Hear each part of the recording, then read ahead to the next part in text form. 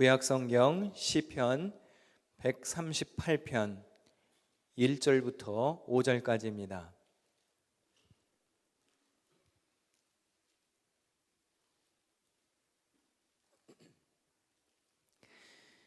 시편 138편 1절부터 5절 제가 봉독하겠습니다. 내가 전심으로 주께 감사하며 신들 앞에서 주께 찬송하리이다. 내가 주의 성전을 향하여 예배하며 주의 인자하심과 성실하심으로 말미암아 주의 이름에 감사하오리니 이는 주께서 주의 말씀을 주의 모든 이름보다 높게 하셨음이라. 내가 간구하는 날에 주께서 응답하시고 내 영혼에 힘을 주어 나를 강하게 하셨나이다.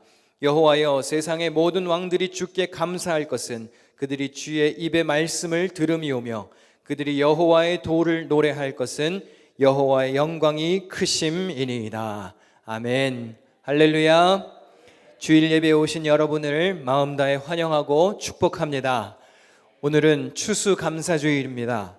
2019년 주님께 배나 감사한다라는 의미로 배, 감, 사과 같은 과일들로 강단을 장식했습니다.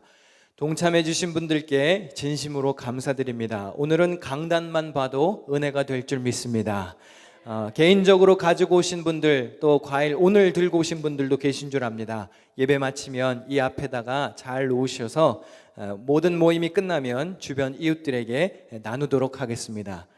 제가 먹으라고 가지러 그런 거 아닙니다. 그러니까 마음 놓고 가시고 좋은 일에 쓰도록 하겠습니다. 하여튼 감사를 드립니다. 오늘과 이번 한 주 그리고 계속해서 앞으로 여러분의 입에서 감사의 고백이 흘러넘치기를 축원합니다. 우리 옆에 계신 분들과 인사하며 웃으며 인사하겠습니다. 보기만 해도 좋습니다. 감사합니다. 이렇게 인사하겠습니다. 보기만 해도 좋습니다. 감사합니다. 할렐루야. 하나님은 1년의 추수를 마치고 곡식을 저장하는 것을 감사하면서 수장절을 지키라고 하셨습니다. 추수감사주일은 이 수장절에서 유래하는데요. 출애굽기 23장 16절을 같이 읽어보겠습니다. 시작. 너희는 밭에서 애써 가꾼 것을 거두어 드리는 한 해의 끝 무렵에 수장절을 지켜야 한다. 여기서 한 해의 끝 무렵이라는 부분을 가을에는 이라고 번역할 수도 있습니다. 곡식을 저장하고 지킨다는 뜻에서 수장절이라고도 하고, 광야 생활의 은혜를 기억하며 그들이 짓고 살았던 초막과 장막을 치고 기념했다 그래서 초막절, 장막절이라고 부르기도 합니다. 이스라엘의 3대 절기 중 하나입니다. 한 해를 돌아보며 삶의 공급자가 되신 분이 하나님인 것을 감사하고 기억하라는 의미입니다. 오늘 본문에 보면 시편 저자가 이렇게 고백합니다. 우리 한 번 더 같이 읽겠습니다. 내가 전심으로 주께 감사하며 주의 인자하심과 성실하심으로 말미암아 주의 이름에 감사하오리니. 무엇으로 인하여 감사한다고 고백합니까? 하나님의 인자하심과 성실하심으로 인해 감사합니다. 주님의 이름만으로도, 하나님의 존재 자체만으로도 감사하고 있습니다. 우리에게 어떤 꼭 이익이 생겨서, 좋은 일이 생겨서 감사하기보다는 하나님의 성품과 이름만으로, 주님께서 계시는 것 그 자체만으로도 감사할 수 있는 삶이 되어야 한다는 뜻입니다. 감사하면서 살아야 하는 것을 모르는 사람은 없을 것입니다. 그런데 하나님께서는 굳이 감사절을 정하셔서 이때는 감사하도록 해라 직접 명령하셨습니다. 혹시 이런 생각을 가지고 계실지 모르겠습니다. 아니, 그냥 각자 알아서 감사한 마음이 들 때 감사하면 되지, 왜 꼭 굳이 나를 정해가면서 감사를 인위적으로 시키는가? 감사할 게 없는 사람은 어떡하나? 스스로 감사한 마음이 들 때 감사하는 것이 더 진정성이 있지 않은가? 그러나 아닙니다. 하나님이 오죽했으면 감사절을 만드셨겠습니까? 감사를 실천하면서 살기가 그만큼 어렵다는 것을 하나님도 아셨습니다. 그래서 감사절이라는 날까지 친히 만들어 주시면서 이렇게라도 감사하라 라고 가르치시는 것이 아니겠습니까? 어린 아이들이 말을 배우기 시작하면 부모들이 우선적으로 가르치는 말이 있습니다. 뭐부터 가르치시나요? 안녕하세요 해야지 감사합니다 그래야지 가르칩니다. 왜 그렇게 가르칩니까? 그렇게 하는 것이 옳기 때문에 가르치는 겁니다. 좋은 습관을 길들이기 위해서 가르치는 것입니다. 어린 아이는 별로 감사하고 싶은 마음이 없을 수도 있습니다. 왜 인사를 해야 하는지 모를 수도 있습니다. 그러면 아이들에게 그래, 너는 아직 마음속에서 우러나오는 진정한 감사를 모르는구나. 그러면은 넌 아직 준비가 안 됐으니까 그냥 너의 본능대로 떼쓰고 짜증 부리고 소리 지르다가 진심 어린 마음의 감사가 우러나올 때 그때 감사하도록 해라. 그렇게 가르치는 부모가 있나요? 대부분은 다 이렇게 할 겁니다. 인사 똑바로 안 해? 감사합니다 해야지. 아마 머리를 강제로 그냥 쑤셔 박아가면서 인사하는 걸 가르치셨을 겁니다. 왜 그렇게 하나요? 그것이 옳기 때문입니다. 여러분들도 감사합니다라는 말을 꽤 일찍 배우셨을 겁니다. 그런데 대부분 누가 시켜서 시작했을 겁니다. 시간이 지나 성숙해지면서 감사의 의미를 진짜로 배우게 되는 것이죠. 감사에 대해서 이런 마음이 또 있으실지 모릅니다. 아니 그냥 마음속으로만 감사하면 되지 뭘 꼭 굳이 이렇게 유난을 떨면서 표현까지 해야 하는가? 표현해야 합니다. 표현하지 않는 것은 무효입니다. 사랑도 감사도 표현하는 것이 진짜입니다. 말로 표현해야 하고 행동으로 표현해야 합니다. 재물로, 물질로 표현해야 진짜입니다. 사랑한다고 하면서 감사한다고 하면서 희생하지 않고 드러내지 않는 것은 가짜입니다. 제가 책에서 이런 글을 읽은 적이 있는데요. 도움이 되실까 하여 같이 한번 읽어보도록 하겠습니다. 우리 화면 보고 함께 읽을까요? 감사하다고 생각만 하고 표현하지 않는 것은 선물을 포장만 하고 주지 않는 것과 같다. 감사를 표현하는 것이 얼마나 중요한 것인지를 알게 해주는 말입니다.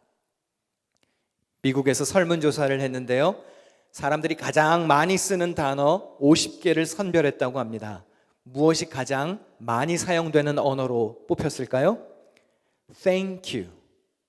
28% Thank you가 1위를 차지해서 미국인들이 가장 많이 쓰는 언어로 뽑혔습니다. 미국 사람들이 얼마나 작은 일에도 감사를 잘 표현하는지, 그들의 삶 가운데 얼마나 감사가 몸에 배어 있는지를 잘 알 수 있습니다. 여러분은 어떠십니까? 감사하다는 말, 감사하다는 표현에 혹시 너무 인색한 것은 아닌지 한번 돌아보아야 합니다. 올 한 해를 제가 돌아보며 특별히 더 감사한 것이 있다면 부모님 때문입니다. 제가 아마 올해처럼 부모님께 연락을 자주 드렸던 적은 없었을 겁니다. 이유가 있는데요. 여쭤봐야 될 게 많아서 그랬습니다.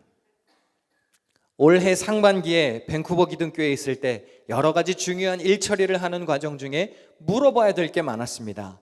건물을 새로 사는 일, 중요한 일을 처리하는 문제들이 많이 있어서 어떻게 해야 되는지 물어봐야 될 게 많았습니다.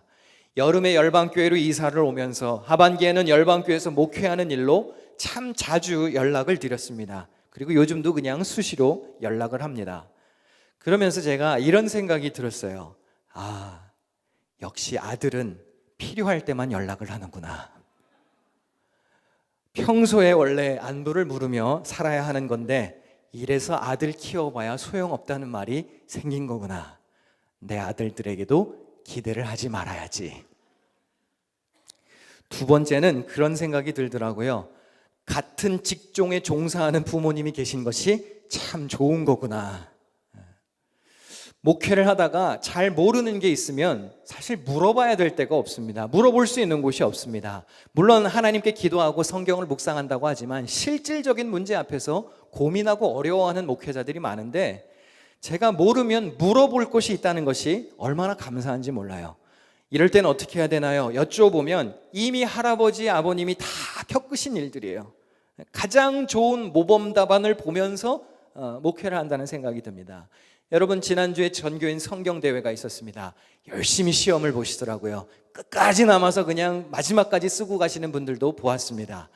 근데 그분들 중에는 아마 머릿속에 없는데 그냥 조금이라도 더 앉아있으면 뭐라도 떠오를까 앉아 계신 분들도 계셨을 겁니다. 그런데 여러분이 만약에 시험을 보시다가 성경책을 이렇게 열어놓고 시험을 보았다면 어땠을까요? 참 쉬웠겠죠. 근데 제가 그런 느낌이에요. 보고 듣고 배울 수 있는 분이 가장 가까이에 있다는 것이 참 감사했습니다. 여러분이 보시기에 제가 반듯해 보입니까? 그러나 저는 그렇게 썩 모범적인 인생을 산 아들은 아니었습니다. 부모님께 그렇게 효도를 잘 했던 아들도 아니었습니다. 누구나 다 그렇겠지만 부모님이라는 단어 앞에 그냥 숙연해지고 부끄러워지는 부족한 사람입니다. 잠언 23장에 보면 부모 공경에 대한 가르침을 줍니다. 우리 같이 한번 화면을 보시고 읽어볼까요? 너를 낳은 아비에게 청종하고 내 늙은 어미를 경히 여기지 말지니라. 자, 경히 여기지 말라 그랬습니다. 경히 여긴다는 말이 무슨 뜻입니까? 가벼울 경, 가볍게 생각하지 말라는 것입니다. 진중하지 못하고 경솔하게 굴지 말라는 의미입니다. 이 가볍게 여긴다는 개념을 조금 더 깊이 알아보겠습니다. 출애굽기 21장 17절에 이런 말씀이 있습니다. 자기의 아버지나 어머니를 저주하는 자는 반드시 죽일지니라. 레위기 20장 9절에도 이런 말씀이 있습니다. 만일 누구든지 자기의 아버지나 어머니를 저주하는 자는 반드시 죽일지니. 이건 생각해보고 죽여야 될 게 아니라 꼭 죽여야 된다는 거예요. 부모를 저주하는 자는 죽이라고 그럽니다. 하나님께서 이스라엘 백성들에게 주신 법에 해당하는 말씀에 이러한 조항이 있습니다. 참 살벌하죠? 방금 읽은 말씀에서 저주에 해당하는 원문의 단어가 무슨 의미냐면 가볍게 여기다라는 의미입니다. 그러니까 다시 말하면 부모를 가볍게 여기는 것은 부모를 저주하는 것과 똑같다는 것입니다. 그리고 그 벌은 사형죄라는 거예요. 그러면 이 추수감사절 아침에 한번 잘 생각해 보시기 바랍니다. 나는 사형에 처해야 할 사람인지 아닌지. 혹시 부모님을 가볍게 여기며 사셨습니까? 여러분 구약시대에 태어났으면 사형감입니다. 오늘날 얼마나 많은 사람들이 부모를, 어른을 가볍게 여기고 살아갑니까? 부모를 우습게 여기고 어른을 가볍게 여기고 잘된 나라가 없습니다. 부모님이 살아계시다면 감사해야 합니다. 부모를 공경하며 사시기를 축원합니다. 부모님이 계시지 않은 분들도 계십니다. 먼저 세상을 떠나셨거나 좋은 부모님 밑에서 자라지 못한 분들도 있을지 모릅니다. 그렇다면 여러분 자신이 좋은 부모가 되도록 노력해야 하고 여러분 주변에 있는 부모들의 삶을 격려해 주셔야 합니다. 10계명의 5번째 계명이 무엇입니까? 내 부모를 공경하라. 그리하면 내 하나님 여호와가 내게 준 땅에서 내 생명이 길리라 말씀하셨습니다. 공경하라고 그랬습니다. 공경이 무슨 의미인가요? 한자로 공손히 받들어 모신다는 뜻입니다. 그런데 이 단어를 히브리어 원문으로 보면 어떤 뜻이 있냐면 누군가에게 무게감을 두다라는 뜻이 있습니다. 중요한 분으로, 무거운 분으로 대한다는 의미입니다. 우리가 조금 아까 보았던 저주, 가볍게 여기다와 정반대의 개념입니다. 공경은 단순히 마음의 존경심을 넘어서 구체적인 돌봄과 봉양까지도 포함하는 단어입니다. 그러니까 더 구체적으로 말하면 의식주, 장례까지를 말하는 것입니다. 입고, 먹고, 거주하고 죽는 것까지를 돌보는 말이 봉양이에요. 공경이 있는 그런 뜻입니다. 지속적인 섬김을 하라는 뜻입니다. 하나님이 왜 이렇게 부모에게 이렇게까지 극진하게 섬기라고 말한 것일까요? 거의 하나님 맘먹듯이 부모님을 공경하라고 말합니다. 왜 이렇게 말씀하셨죠? 부모는 자녀보다 빨리 늙습니다. 그리고 나이가 들수록 점점 어떻게 변하나요? 점점 어린 아이처럼 변해갑니다. 다시 말하면 가벼운 취급을 받기 쉬운 약자로 변해간다는 뜻입니다. 그렇기 때문에 자기 부모만큼은 대체할 수 없는 VIP처럼 무겁게 여기며 살라는 가르침입니다. 우리 에스겔 22장 7절 말씀을 함께 읽어보겠습니다. 시작. 그들이 내 가운데에서 부모를 업신여겼으며 내 가운데에서 나그네를 학대하였으며 내 가운데에서 고아와 과부를 해하였도다. 자, 이 본문은 예루살렘의 죄를 지적하는 본문입니다. 여기에 보면 성경에 나오는 대표적인 3대 약자가 등장합니다. 성경의 3대 약자가 누군지 아십니까? 고아, 과부, 나그네입니다. 그런데 흥미로운 것은 이 3대 빈민층과 함께 누가 언급되나요? 부모가 언급됩니다. 무슨 뜻이죠? 부모가 늙어서 노인이 되면 사회적인 약자가 된다는 뜻입니다. 다시 말하면 부모는 나와 가장 가까이 살고 있는 약자라는 뜻입니다. 그러한 연로한 부모를 예루살렘이 업신여겼다고 지적하고 있습니다. 실제로 성경 곳곳에 보면 부모에게 함부로 대하는 사례들이 등장합니다. 구타하고 저주하고 멸시하고 조롱하고 착취하고 억압하는 행위, 그리고 심지어는 부모를 쫓아내는 행위까지 성경에 등장합니다. 부모는 약자입니다. 혹은 머지않아 약자가 되실 분들입니다. 그런 부모와 어른들을 귀히 여기며 살 수 있어야 합니다. 혹시 여러분의 부모님이 아직 강자처럼 느껴지신다면 부모가 아직 젊거나 내가 아직 철이 덜 들었다는 뜻입니다. 그런데 부모님이 약자처럼 느껴지기 시작한다면 내가 조금 철이 들어간다는 의미입니다. 그런데 안타까운 것은 그걸 깨달을 때는 이미 늦었다는 것이죠. 부모가 이미 노인이 되어버렸기 때문입니다. 사실 부모는 자녀에게만큼은 약자입니다. 왜 약자일 수밖에 없습니까? 자녀가 부모를 사랑하는 것보다 부모가 자녀를 사랑하는 것이 더 크기 때문입니다. 자녀가 부모를 더 사랑한다는 것은 불가능합니다. 그러니까 부모님들 너무 큰 기대하지 마십시오. 자녀들이 부모를 더 사랑할 수가 없는 겁니다. 원래 인간관계 속에서는 더 사랑하는 사람이 지는 겁니다. 그래서 부모가 약자인 겁니다. 어느덧 제 부모님도 나이가 꽤 드셨습니다. 예전에 저희 아버님 굉장히 무서운 분이셨습니다. 대단해 보였던 분입니다. 그렇게 강해 보였던 아버지가 요즘은 점점 약자처럼 보이기 시작합니다. 솔직히 이젠 별로 무섭지도 않습니다. 가끔 보면 심지어 귀여워 보일 때도 있습니다. 여러분, 저희 부모님과 할아버님을 잘 아실지 모르겠는데 진짜 불같은 분들이셨습니다. 여러분, 저처럼 젠틀하고 매너 있는 목회자를 만난 것에 감사해야 합니다. 오늘 추수감사절 헌금에 조금씩 더 얹어서 헌금을 하셔야 돼요. 저희 아버님 같은 분 밑에서 여러분들이 신앙생활했다는 것을 제가 상상하면 생각만 해도 벌써 긍휼함이 막 생깁니다. 얼마나 교인들을 달달 볶으시는지 몰라요. 아버님 밑에서 훈련받는 부교역자들, 정말 인생이 빡셉니다. 그런데 여러분, 놀라지 마십시오. 제가 그런 분의 피를 가지고 있습니다. 부전자전이라는 말이 괜히 나온 게 아닙니다. 여러분의 미래도 곧 비슷해지실 겁니다. 여기 부모님 흉보는 분들이 혹시 계실지 모르겠습니다. 아유, 우리 엄마 아버지는 막 이래, 우리 엄마 아빠는 이게 문제야, 아우, 흉보는 분들 계시죠? 흉 너무 보지 마세요. 곧 여러분도 그렇게 됩니다. 여러분, 맞아요. 여러분의 미래예요. 그러니까 너무 흉 보지 마시고 빨리 받아들이셔야 됩니다. 저희 아버님이 손자 둘이 생기시고 나니까 바보가 되신 것 같아요. 그리고 한없이 연해지셨습니다. 예전에는 부모님과 같은 공간에 있는 것조차 불편했습니다. 젊은 사람들이 또래 친구들이랑 놀고 싶어 하지 부모님과 시간 보내고 싶어 하지 않습니다. 혹시 청소년이나 청년 자녀들을 갖고 계시는 부모들이 계시다면 그냥 좀 내버려 두셔야 합니다.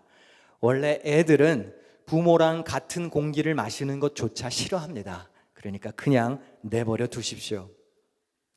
저희 부모님은 잔소리 하시는 분들도 아니었습니다. 그런데 가끔 훈계하시면 그냥 그냥 네네 하고 무덤덤하게 넘겨버렸어요. 그런데 나이가 조금 더 들어가면서 나타나는 신기한 현상이 있는데요. 부모님의 말씀이 자꾸 듣고 싶어져요. 목회를 하다 보면 이런 어려움이 있는데 어떻게 해야 되나요? 저런 어려움이 있을 때는 어떤 조치를 취해야 하나요? 아이들이 자라날 때 이런 문제가 있고 어려움이 있는데 어떻게 하면 좋을까요? 몸이 점점 약해지고 건강이 이상해집니다. 이게 자연스러운 건가요? 그냥 사소한 것부터 큰 문제까지 부모님이 먼저 살아보셨기 때문에 그 이야기를 듣고 싶은 마음이 점점 생기더라고요. 심지어 요새는 거의 하루 종일 누워서 입 꽉 다물고 사시는 할아버님의 말씀도 들어보고 싶다는 생각이 많이 듭니다.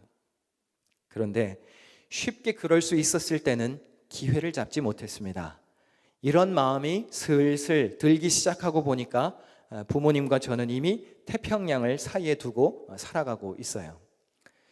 여러분, 부모님께 감사하고 공경할 기회가 있을 때에 마음을 먹고 실천할 수 있어야 합니다. 혹시 부모 공경의 기회가 조금 멀리 지나갔어도 주어진 상황 속에서 최선을 다해 감사하다고 표현하고 공경을 시도해 보아야 합니다. 마음으로만 하는 공경은 반쪽짜리입니다. 실제적인 행동, 실천으로 옮겨지는 단계까지 나아가야 공경의 완성이라고 할 수 있습니다. 부모를 공경하십니까? 어른을 존중하십니까? 마음으로만 존중한다고 말하고 실제적 돌봄이 없다면 그것은 거짓말입니다. 존중만 하고 복양하지 않는 것은 효를 가장한 위선이고, 존중하지 않고 복양만 하는 것은 부모를 무시하는 건방진 태도입니다. 하나님은 부모를 통하여 우리에게 생명을 주셨습니다. 늘 감사한 마음을 가지고 어른들을 공경하셔야 합니다. 저희 아버님이 자주 하시는 말씀이 있습니다. 혹시 자녀가 있으신 분들은 아마 자녀를 향한 여러분의 마음과 동일하리라 생각합니다. 아주 잘 요약된 이야기인데요. 저를 한번 따라서 해보실까요? 바라는 건 아니지만, 조금 더 크게, 바라는 건 아니지만 그러는 건 아니다. 부모가 자녀에게 뭘 바라지는 않죠. 그러나 자녀들이 서운하게 하면 괜히 섭섭해지는 것은 어쩔 수가 없는 겁니다. 꼭 기억하십시오. 바라는 건 아닙니다. 그러나 그러는 건 아닙니다. 이 말이 이해가 아직 안 되신다면 아직 젊다는 뜻이고요. 이 말이 실감이 나신다면 여러분도 내리막길을 걸어가고 계시다는 뜻입니다. 어느 교수님 강의에서 들었던 이야기로 말씀을 마무리하려고 합니다. 그런 말씀을 하시더군요.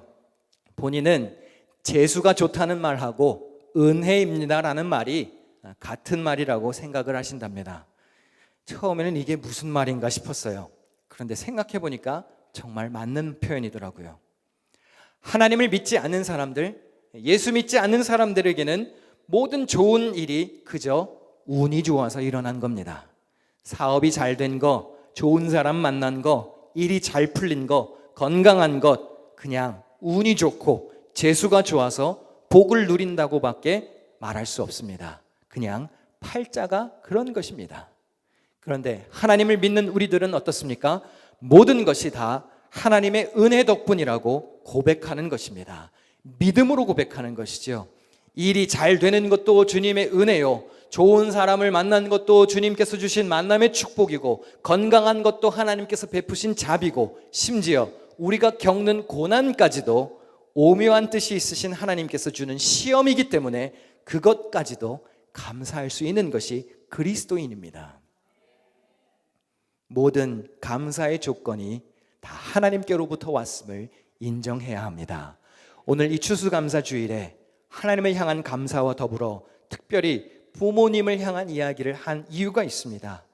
하나님의 은혜, 가장 가까이 감사를 실천할 수 있는 대상이 바로 여러분과 가까이 있는 부모요, 가족이요, 친척이기 때문입니다.